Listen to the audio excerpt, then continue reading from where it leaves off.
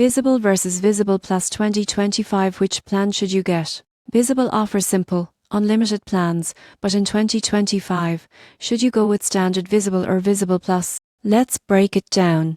Visible is known for unlimited talk, text, and data, with basic hotspot access. Most people get this wrong. They assume all unlimited plans are equal, but data speeds on the standard plan can slow during network congestion. You won't believe what happens next. Visible Plus offers a ultra wideband access, premium data prioritization, and op of mobile hotspot, perfect for heavy users. Pricing differs. Standard Visible is cheaper, around per month, while Visible Plus costs about per month. For light users, the standard plan is sufficient. For gamers, streamers, or remote workers needing faster speeds and reliable hotspot, Visible Plus adds value. Both plans operate on Verizon's network, providing excellent coverage across the US, and both support SIM activation for modern devices. So, which plan should you get? If you want the cheapest unlimited plan with solid coverage, choose Standard Visible. If speed, hotspot, and priority data matter, Visible Plus is worth the extra cost.